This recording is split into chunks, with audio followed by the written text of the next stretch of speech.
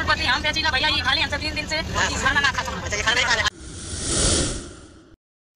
मंदिर के बाहर एक गरीब महिला फूल बेचकर अपना घर चलाती थी, पर उसके आवारा बेटे ने दोस्तों में अपना स्टेटस दिखाने और रौब दिखाने के लिए अपनी माँ से आईफोन खरीदने के लिए छोटे बच्चे की तरह जिद करके विवश कर दिया था। तो क्या है कि मंदिर में फूल बेचते हैं, ये सच बात है? फूलपत्ती हम बेचीला भैया, ये खाली हमसे 3 दिन से खाना ना खाता। अच्छा, ये खाना नहीं खा रहे, आईफोन के लिए खाना नहीं खा रहे? नहीं। तो आप इनको आईफोन की गरीबी ऐसी खाई है, ऐसा दलदल है जिसमें एक बार फंसने के बाद उसी दलदल में कई पीढ़ियां गुजर जाती हैं। दोस्तों, इसकी शुरुआत होती है missing education, missing understanding and careless से, और अंत भी होती है missing education, missing understanding and careless से ही। मतलब बिना सोचे समझे शौक पूरा करने या दिखावा करने का चक्कर में मैक्सिमम लोग बर्बाद हो रहे हैं। आप कितना कमाते हैं ये मायने नहीं रखता है, मायने ये रखता है कि आप कितना बचाते हैं और कितना खर्च करते हैं। इसे मैं एक रियल घटनाओं से समझाने की कोशिश करता हूं। मंदिर के बाहर एक गरीब महिला फूल बेचकर अपना घर चलाती थी, पर उसके आवारा बेटे ने दोस्तों में अपना स्टेटस दिखाने और रौब दिखाने के लिए अपनी माँ से आईफोन खरीदने के लिए छोटे बच्चे की तरह जिद करके विवश कर दिया था। तो क्या है कि मंदिर में फूल बेचते हैं, ये सच बात है?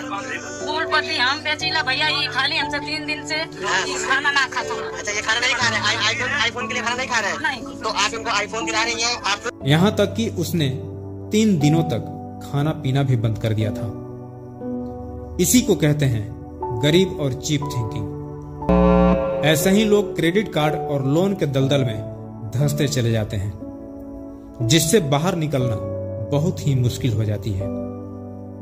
अब मैं आपसे पूछता हूं, क्या ऐसे यंग लड़के कभी भी अपनी लाइफ में कुछ कर पाएंगे? दोस्तों, मैक्सिमम लोगों का लाइफ का प्लानिंग तो होती है, पर लॉन्ग टर्म का फ्यूचर प्लानिंग लोगों के पास होती ही नहीं है। इसीलिए लोगों का जीवन बन जाती है जिंदगी उधार की। सामाजिकता और व्यवहारिकता का जिंदगी लंबे समय तक जीने के लिए उतना पैसा तो जरूर होना चाहिए जिससे आपका पारिवारिक खर्चे के अलावा सामाजिक कार्यों पर भी खर्च कर सकें। दोस्तों, गागर का पानी तभी छलकता है जब पानी भरा हुआ हो। गागर और पानी का तात्पर्य आपकी जिंदगी से है। यदि आपके पास परिवार चलाने से ज्यादा पैसा रहेगा तभी आप दूसरों को दे पाएंगे या डोनेट कर पाएंगे। एक कहावत है, साईं इतना दीजिए जामे कुटुंब समाए, मैं भी भूखा ना रहूं साधु न भूखा जाए। अब यह सिर्फ कहने या रटने से काम नहीं चलेगा, क्योंकि रटने से भी आज तक किसी की जिंदगी नहीं बदली। इसके लिए फाइनेंशियल एजुकेशन यानी पैसों का समझ होना बहुत जरूरी है, और इसके लिए समझना होगा एसेट्स यानी प्रॉपर्टी एंड रिस्पॉन्सिबिलिटी यानी लायबिलिटीज। आप कितना कमाते हैं ये मायने नहीं रखता है, मायने ये रखता है कि आप कितना बचाते हैं और कितना खर्च करते हैं। ये फाइनेंशियल एजुकेशन से लिया गया सेंटेंस है। एक सीख हमेशा याद रखिएगा और गांठ बांध लीजिएगा। आप जितना भी कमाते हैं उसका 5 से 10% सेविंग के लिए निकाल दो। उसके बाद बचे पैसों को ही अपना पैसा समझो और तब खर्च करो। पहले हम एसेट्स को समझते हैं। एसेट्स यानी प्रॉपर्टी।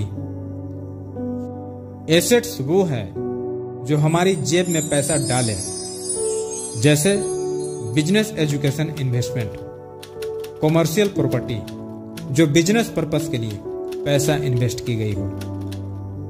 घर, रियल एस्टेट, गोल्ड, शेयर, या यूं कहें तो एसेट्स वो प्रॉपर्टी है जिसका समय के साथ वैल्यू बढ़ता है। और दूसरा है रिस्पॉन्सिबिलिटी यानी लायबिलिटी।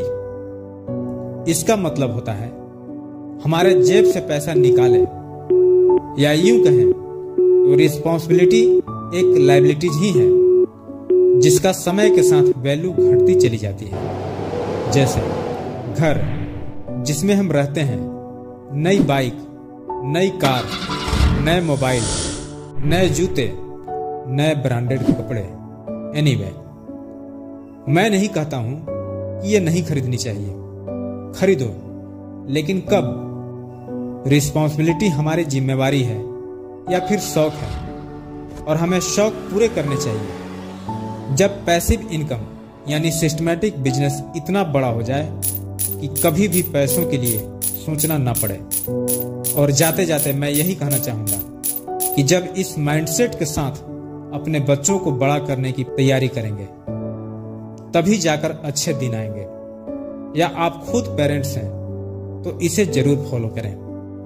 एक बार फिर से मैं वही बोलना चाहूंगा, ये फाइनेंशियल एजुकेशन से लिया गया सेंटेंस है।